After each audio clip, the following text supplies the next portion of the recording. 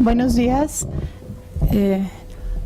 Hoy decidimos hablar un poquito de lo que es refracción en niños, ya que consideramos que es un tema, aunque no lo parezca, un poquito controversial, y yo creo que incluso un poquito difícil, sobre todo cuando estamos empezando, y ya que seguimos después de muchos años, hay casos realmente que nos cuestan mucho trabajo, y a lo mejor algunas de estas cosas que vamos a mencionar les sirvan, o al menos esa es la intención.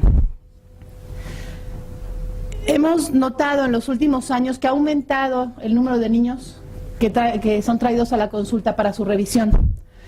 Bien sea porque hay campañas de salud escolar en las escuelas que nos los refieren para posterior vigilancia, porque el nivel cultural haya aumentado, porque el bombardeo de información es mayor. El caso es que estamos notando cada vez más niños en consulta oftalmológica y cada vez son de menor edad, cada vez llegan más pequeñitos a sus revisiones. Hemos visto algunos casos en que los niños no están bien explorados, en que les dan indicaciones incorrectas e incluso traen ya los lentes, ya traen su corrección óptica que no es realmente la adecuada para el paciente. La verdad es que el sentido de la vista, a mi parecer, es el más importante de todos, será por eso que me dedico a oftalmo, pero nos pone en contacto con el medio ambiente y es el que nos ayuda a aprender muchas de las cosas. Entonces, el desarrollo visual realmente influye tanto en un plano motor como sensorial en el desarrollo del ser humano. La mayor plasticidad de la visión o del desarrollo visual está durante los primeros 10 años de vida. Entonces, si hay alguna alteración que afecte este desarrollo visual, mientras a menor edad se presente, más severo será el daño que pueda causar en esa visión.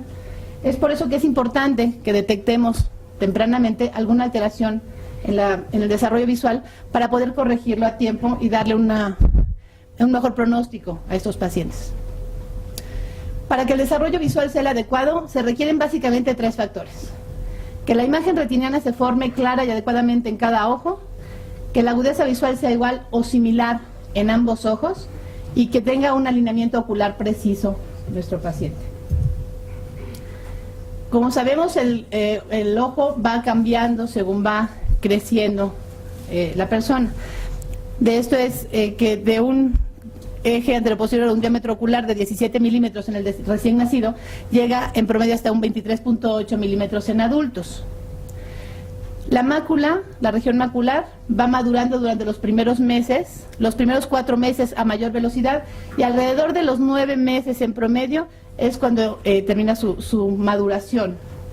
Sin embargo, las fibras nerviosas de la vía visual se siguen mielinizando hasta los 2 años de vida.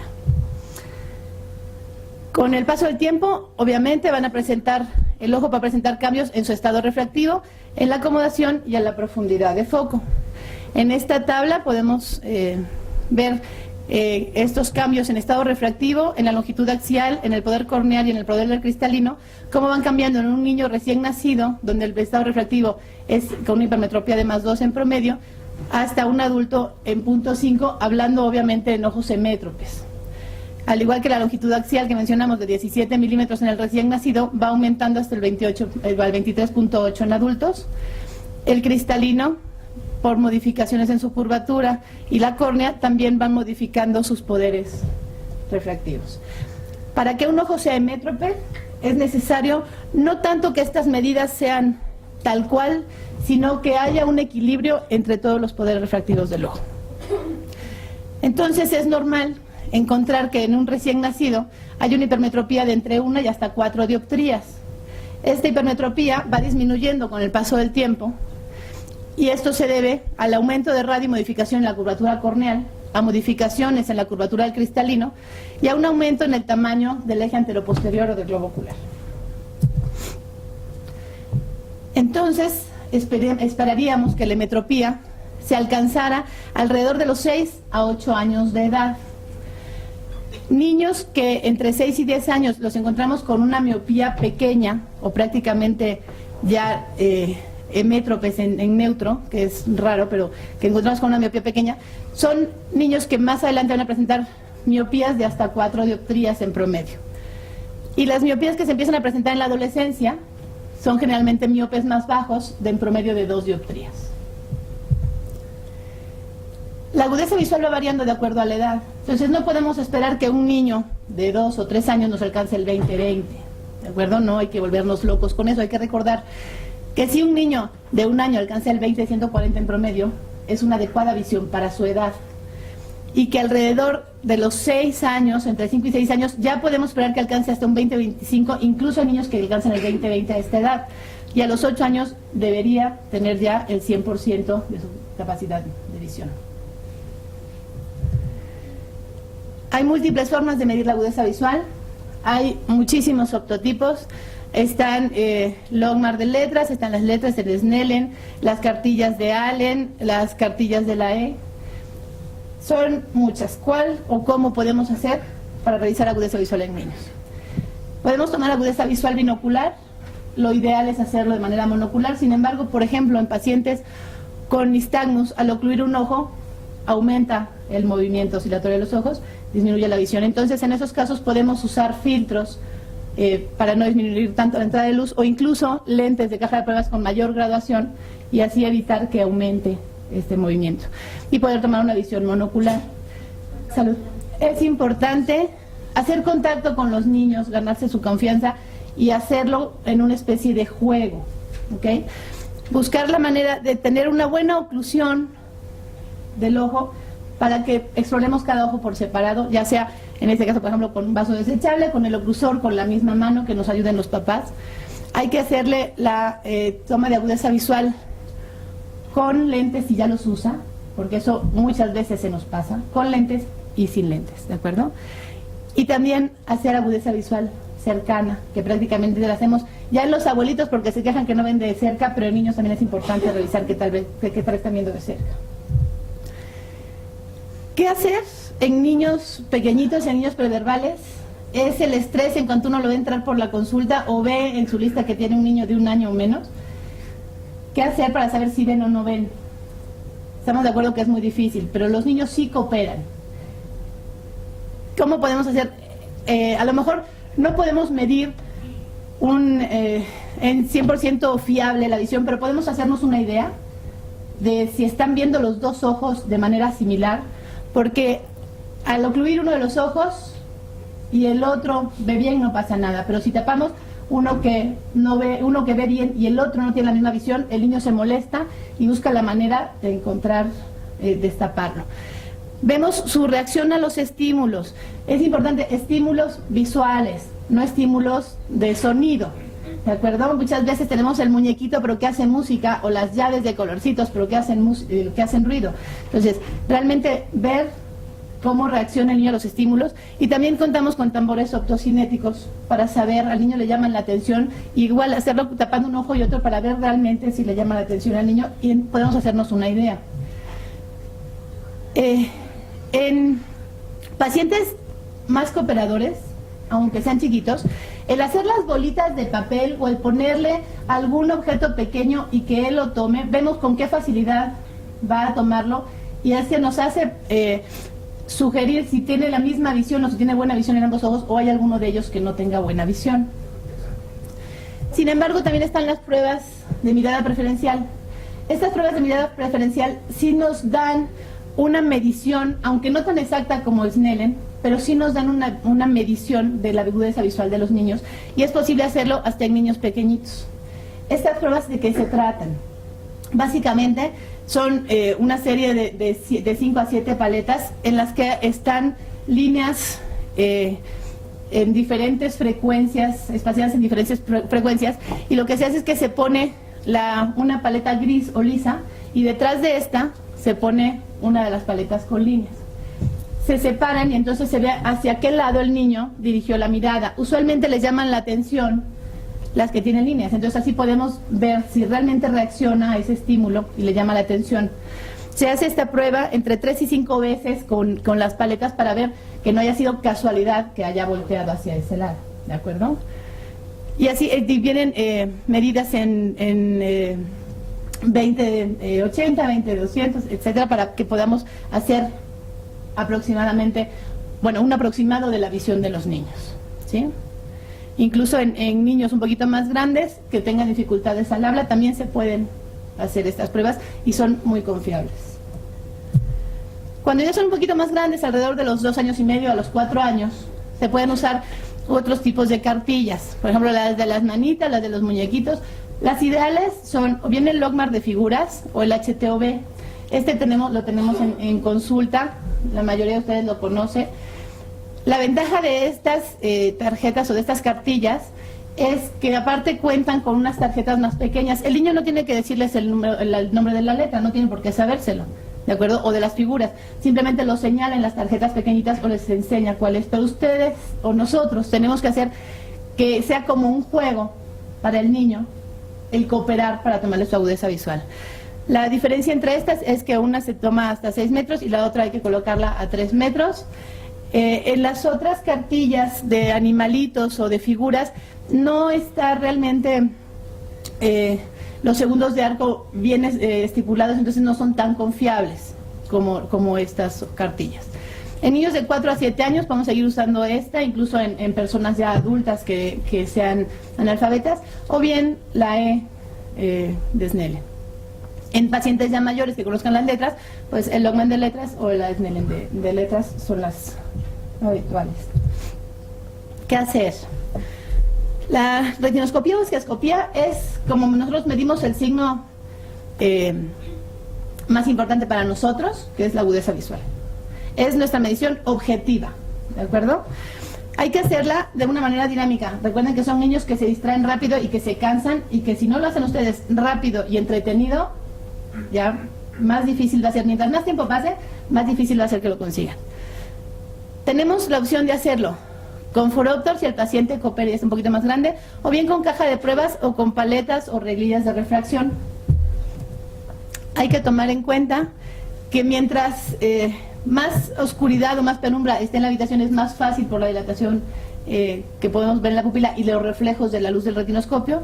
Se puede hacer la refracción con un espejo plano como este o el retinoscopio de franja que la mayoría de nosotros usamos. Debe tener una midriasis suficiente para que la proyección de la luz caiga justamente sobre la mácula. Y tomar en cuenta la distancia de trabajo, que puede variar incluso en una misma persona si nos acercamos más o no al paciente, dependiendo de lo que estemos usando para refractarlo. Los autorrefractors son unos aparatos maravillosos, súper invención. Sin embargo, no sé si algunos de ustedes hayan tratado poner a un niño en un autorrefractor. Tardan más tiempo en tratar de acomodarlo, en que fije la mirada, que en refractarlo realmente ustedes. Entonces, básicamente es imposible usarlo en niños menores de 3 años. Realmente, si no tienen cicloplegia, con el grado de acomodación que tienen los niños, no sirve de mucho usar un autorrefractor. Sin embargo, vamos a darle su punto a favor. Son muy útiles para determinarnos el eje y la potencia del astigmatismo. Entonces, los podemos usar como un complemento en nuestra retinoscopía, en nuestra esquiascopía, en caso de niños. ¿De acuerdo? Errores frecuentes en la refracción en niños. La acomodación, hay veces que no nos damos cuenta que sigue acomodando o que nos está variando mucho la graduación y no sabemos por qué, porque todavía tiene mucha acomodación ese paciente. El método de refracción que utilicemos, si son niños chiquitos, ponerle, a ver señora, deténgale aquí, que no sé eso, asomándolo en el Phoropter a un niño chiquito que ni se acomoda él, ni la mamá, ni ustedes. Entonces usen el método adecuado, con el que estén cómodos y con el que lo hagan mejor, ¿de acuerdo? Si son pacientes más grandecitos y que cooperan, pueden hacerlo en el Phoropter, pero si no, ustedes deciden qué usar. Lo que comentamos, la distancia de trabajo, el reducir o el quitar la distancia de trabajo dependiendo del método que estén usando y la distancia a la que estén trabajando. El uso de agentes cicloplégicos siempre en niños está recomendado, pero por favor, y uno de los errores más frecuentes es que les hacen el subjetivo con cicloplegia. No se hace el subjetivo con cicloplegia. El niño en condiciones normales no va a estar bajo los efectos del cicloplégico. Cuando ustedes manden unos lentes, el niño va a estar en condiciones normales. El cicloplégico lo usamos nosotros para medir el total de graduación del niño, ¿de acuerdo? ¿Qué tanta refracción o qué tanta graduación tiene? Pero nunca, por favor, le hagan subjetivo con cicloplégico. cítenlo una nueva vez, ya que se hayan pasado los efectos del agente ciclopléjico, entonces para poder hacerle su subjetivo. ¿Okay? Ese es, yo creo que es el error más frecuente de todos. Incluso le ponen a lo mejor hasta para que pruebe a ver si tolera la graduación, pero con el agente ciclopléjico, pues, ¿de qué les va a servir, no? Cicloplegia, ¿cuándo utilizarla? ¿Cuándo hacer cicloplegia? Básicamente es obligatoria en los niños, en pacientes discapacitados mentales, en pacientes adultos hipermétropes o pseudohipermétropes puede utilizarse, así como en pacientes simuladores. Entonces, básicamente son cuándo podemos usar o cuándo debemos usar cicloplegia.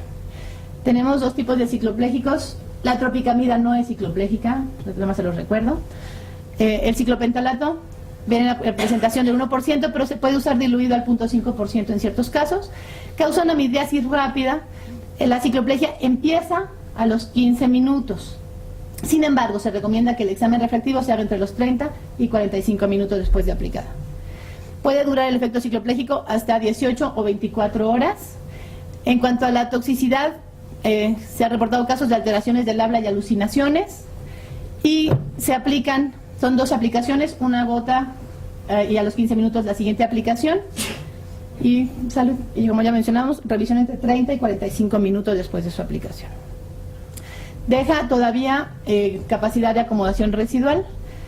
Y la atropina es prácticamente la reina de los cicloplégicos. Igual su presentación es al 1%, pero podemos usarla diluida al 0.5%. Ya provoca la midriasis entre 30 y 40 minutos después de su aplicación, y la midriasis en promedio puede durar hasta 10 días. El efecto ciclopléjico se consigue alrededor de las 5 horas y la duración en promedio es de 15 días hasta 21 días. ¿Okay? Los efectos tóxicos: sequedad de mucosas, aumento de temperatura, taquicardia y rash cutáneo. Se recomienda, nosotros usualmente en el hospital manejamos una vez al día durante 3 días, pero hay quienes recomiendan incluso 3 veces al día durante 3 días, por si no le entró la gota, si se la pusieron mal, si se le escurrió, hay quienes recomiendan 3 veces. Nosotros usualmente en el hospital usamos una vez al día durante 3 días.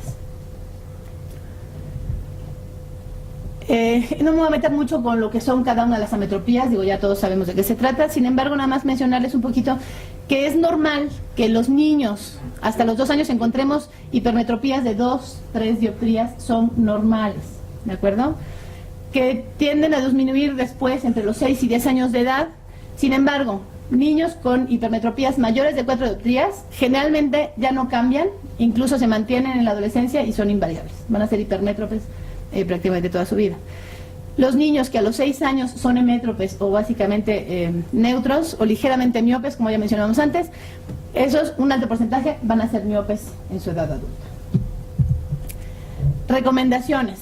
Esto es algo muy personal, eso es algo que, así que cada quien lo pone y según le ve en la feria lo platica, dicen, ¿no? Pero básicamente algo que puede funcionar es que en niños que tengan una hipermetropía que sea menor de 2 dioptrías y no le esté dando, ni ve mal, ni le da dolores de cabeza, ni tiene estrabismo, no le manden graduación. O sea, no vale la pena, no le hace falta, no la va a usar. ¿De acuerdo? Si son hipermetropías mayores de 2 dioptrías, pero menores de 6, probar, digo, siempre que sea posible hacer el subjetivo, pero si no, 1 dioptría menos, o de entre 1 y 2 dioptrías menos, sobre la corrección o lo que ustedes obtuvieron en total. Corrección total de hipermetropía. Cuando son hipermetropías elevadas, siempre que es posible hacerle subjetivo, pero si no, en hipermetropías elevadas que pueden causar, o que ustedes sospechan que pueden causar ambliopías, y obviamente en casos de estrabismos. ¿Ok? Eso es en cuanto a las hipermetropías. La miopía básicamente aparece entre los 7 a los 18 años de edad, lo que se clasifica en algunas partes como miopía escolar. Usualmente va aumentando según va aumentando el eje anteroposterior del ojo hasta los 20-21 años. Y realmente las lesiones en fondo de ojo a nivel macular son poco frecuentes. Sin embargo, lesiones predisponentes periféricas pueden existir en estos pacientes. Y usualmente no suele ser mayor a 6 dioptrías ya en los adolescencia o en adultos. Si hay otro tipo de miopía que es considerada patológica, que es hereditaria, que se presenta desde niños pequeñitos, incluso antes de los 4 años de edad, y que va progresando. Estas son las miopías que encontramos con mayores de 6 dioptrías y que siempre, o en la mayoría de los casos, causan lesiones coroideas y retinianas ya en edades adultas a nivel macular. Se considera o se le llama también miopía degenerativa. ¿Qué hacer en los casos de miopía? Siempre bajo cicloplegia a los niños, que acomodan, y los miopes igual, y no va a estar acomodando mucho, no importa. Niños siempre, refracción bajo cicloplegia. Prescribirla siempre a partir de 0.5 dioptrías si hay disminución de agudeza visual y se nota realmente que se puede mejorar. Toda la corrección, ojo, el mínimo negativo con el que alcancen la mejor visión, ¿de acuerdo? Pero si ustedes encontraron 5, van a poner 2 en lo que se acostumbra, ¿ok? Entonces, toda la corrección siempre, lo menor negativo con lo que el paciente vea mejor, pero tampoco mandarles la mitad de la graduación y la cuarta parte. Controles periódicos cada 6 a 12 meses porque es un ojo que va a estar creciendo. Hay que hablar con los papás, explicarles de qué se trata y decirles que el ojo va a estar creciendo y que la graduación va a ir cambiando, incluso en los pacientes, más que si fueran hipermétropes, ¿ok? Obviamente, sí es posible siempre hacer el subjetivo en todos los pacientes, sin cicloplegia, ¿ok? En los astigmatismos, casi siempre son astigmatismos corneales. Hasta el 17% de los recién nacidos presenta un astigmatismo mayor de 1,5 dioptrías y que va disminuyendo alrededor de los 2 años, pero después aumenta a partir de los 5. Generalmente suele ser a favor o con la regla y se mantiene estable a lo largo de la vida en la mayoría de los casos. No hay grandes variaciones en el astigmatismo. ¿Qué se recomienda? Si es un astigmatismo hipermetrópico con la regla, realmente menores de 1 dioptría, no se recomienda mandarlo en niños pequeñitos. Obviamente, repito, siempre es subjetivo cuando el paciente coopere y mandar lo que pide su subjetivo. Y si son astigmatismos compuestos, entonces sí, mayores de 0.75, enviar el astigmatismo. En hipermetrópicos, contra la regla, si hay mejoría de agudeza visual, hay que enviarlos. Y en astigmatismo miópicos, igual, mayores de 0.5, 0.75 dioptrías, hay que mandar los astigmatismos. Si encontramos realmente astigmatismos muy elevados, hay que hacer el intento de hacer topografías. Yo sé que es muy difícil, pero hay que intentar hacer topografía, hacer gradometría y hacer una exploración más minuciosa para detectar o descartar alteraciones corneales o cristalinas, ¿de acuerdo? Eso en cuanto a los astigmatismos. En anisometropías, realmente la anisometropía tiene afectación sobre la agudeza visual porque llega a causar ambliopía, sobre la motilidad ocular porque puede causar estrabismos y sobre la visión binocular porque causa aniseicomia, ¿ok? Entonces, ¿qué hacer en pacientes con anisometropía? Prescribir la corrección total. En niños son maravillosos y son súper maleables, alcanzan o toleran hasta 4 dioptrías positivas en hipermétropes y hasta 5 en miopes de diferencia en los lentes. Siempre podemos poner a prueba el armazón de pruebas, ponerle su graduación y que el niño esté deambulando un rato, el paciente esté deambulando y probar qué tal tolera. En caso de duda se pueden hacer test de estereopsis, se puede, lo que mencionaba, poner el armazón de pruebas. Incluso, si es muy importante la anisometropía, los lentes de contacto, hay niños que hasta 3, 4 años ya están usando lentes de contacto y les va muy bien, hay que mejorar esa visión. LASIK, no. No, definitivamente no. Hay quien sugiere que puede hacerse LASIK en esos pacientes cuando ya llegan a la edad de 8. No, definitivamente, hasta que el ojo no termina su desarrollo, alrededor de los 20, 21 años y esté estable su graduación, no recomendamos el LASIK, ¿de acuerdo? En los estrabismos, la refracción es la base, es de importancia capital, no solo porque tiene una repercusión sensorial para mejorar la visión, sino porque también puede mejorar la movilidad de ese ojo y corregir la desviación, sobre todo en estrabismos acomodativos. Entonces, es de capital importancia el estrabismo. ¿Qué hacer ahora el equipo de estrabismo? A lo mejor me brinca el cuello, pero más o menos, cada uno vuelve a la feria, pero en endotropias, su corrección total. En exotropias con hipermetropía, a menos que sean potencias muy elevadas que el niño realmente amerite porque la visión es muy mala, no corregir porque empeora las exotropias. Y en exotropias con hipermetropía, pero exotropia foria con hipermetropía, si se corrige, corremos riesgo de que la exotropia foria se vuelva constante. Ahora, si realmente la visión del niño lo requiere, se le manda su graduación y ya se le tendrá que operar la desviación residual, ¿no? Ya después me golpea el departamento de estrabismo. Pero ¿cuándo mandar lentes? a cualquier edad, siempre que haya signos de astenopia, estrabismo o mala visión en los niños. No importa si todavía no tiene 1 año de edad, si ustedes están encontrando que ese niño necesita la graduación, hay que mandarle su graduación. ¿Cuáles son las causas de astenopia? Pues básicamente alteraciones en la refracción, exoforias o insuficiencia de convergencia, y se manifiestan desde cefaleas, hiperemias conjuntivales y blefaritis, sensaciones de cuerpo extraño, lagrimeo, el niño se cansa para leer, no le gusta leer, entonces pues hay que valorarlo. Y creo que me lo eché muy rápido, pero ya para terminar, básicamente, en la consulta hice una revisión retrospectiva de 1 año. Durante 1 año realizaron ustedes, muchachos, 7,202 diagnósticos de ametropía. Esto es tomado de niños de 0 a 12 años de edad, ¿ok? Estamos viendo muchos niños, por eso la importancia de esta plática. 7,202 son muchos casos, y son diagnósticos, no es por ojo, ¿de acuerdo? Entonces, y de estos, el 98% fueron astigmatismos. Todavía no tengo toda la información porque son muchos casos, pero en eso estamos, al menos les doy un adelanto. Encontramos que de 0 a 3 años, lo más frecuente es el astigmatismo hipermetrópico compuesto. A los 4 años empieza a aumentar el astigmatismo mixto. A los 6 años realmente están muy parejos, no hay una diferencia significativa entre el hipermetrópico y el mixto. Y a los 10 años ya está más alto el astigmatismo miópico compuesto, ¿ok? Realmente las miopías es un 1.4% de diagnóstico de miopía elevada, que aún así es algo importante. Llama la atención que de esos pacientes, 815 se les diagnosticó ambliopía, eso es un 11.31%, pero lo que tenemos que evitar en lo posible o tratar de corregir es que el 41% de estos niños ya no está llegando de 6 a 9 años de edad, cuando ya realmente el poderles ofrecer un tratamiento para la ambliopía es más difícil. Entonces, espero que les haya servido esta plática, que detectemos más casos antes, y pues básicamente creo que me fui muy rápido, pero gracias.